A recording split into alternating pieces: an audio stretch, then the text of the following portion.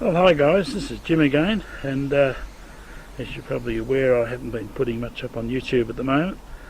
I'm doing a major resurface on the Hilux, and I'm just waiting for parts here for the front bearings at the moment. But I have done a lot of work on the Hilux, and I am off again this year. Maralinga, and on the way across I'll be stopping at quite a few little places, exploring some graves, looking up and talking about some of the explorers, the very little known explorers. I'll be visiting the windmill farm, of course, on the way across the Nullarbor. Everybody has to drop in there. Drop into Ceduna, have a look around Ceduna, and basically up the main road, which is quite unusual for me. There will be a number of other places I'll stop at and make some more YouTube videos up out about. But from the Nullarbor Oriente, I'll be heading north up to Aldi railway station, and Aldi railway station is the place where Daisy Bates spent many years writing about the Aboriginals, some of it good, some of it bad, and when I'm camped up there I'll tell you some of the stories about Daisy Bates when I'm up there, and tell you some of the tragedies that have happened at that station. From there I'll be heading up into Maralinga to do the Aboriginal tour of Maralinga, and to learn more about what the British did up there with their nuclear blasts and everything else. There were 7 nuclear blasts at Maralinga and 2 over on Marabou Island off the west coast of Australia. And I've just found out by reading several books, which I will put links up when I'm over there, that the English set off an awful lot of dirty bombs in around Maralinga. And I hope to learn more about them when I'm with the Aboriginals up at doing the walk and talk at Maralinga. From there I'll head back down to the train line, up along the train line, and go to visit the site where the transcontinental trains met together. There's a little plaque there. The original one has fallen down, but they've got a new plaque there now where the 2 train lines met. I'll keep going up through some of the old stations which are no longer used as stations. I'll go into Cook.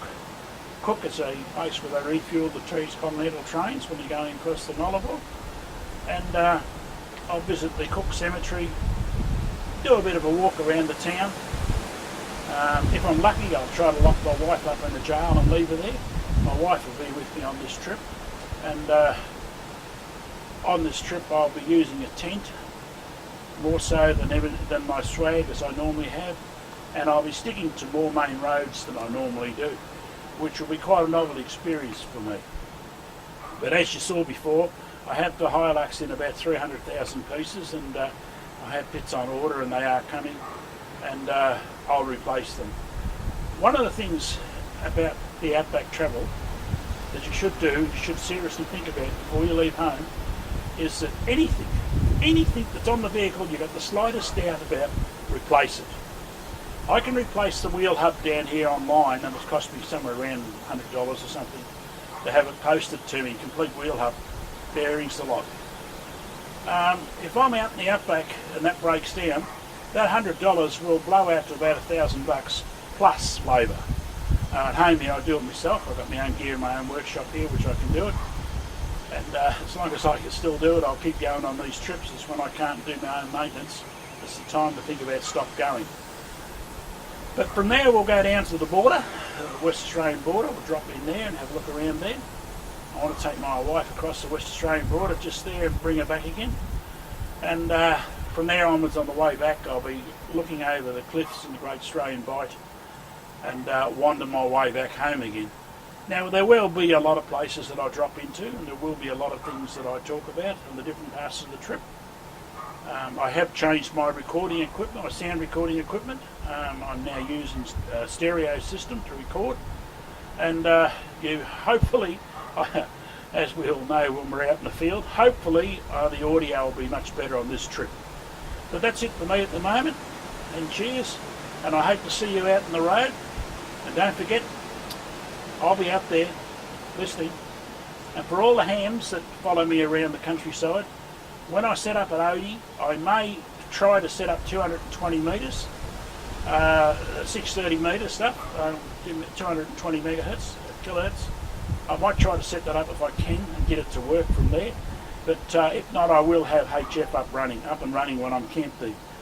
I'll be camped there for a couple of days, and what I will do is I'll text one of the club members, and he'll put it up on the club website, or before I leave I'll put it up on the club website when I expect to be there. So that's it from me. Have fun.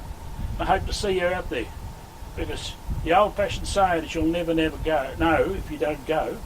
Well, I got a better one. You'll never know if you're not out there with me. Cheers, guys. Have fun.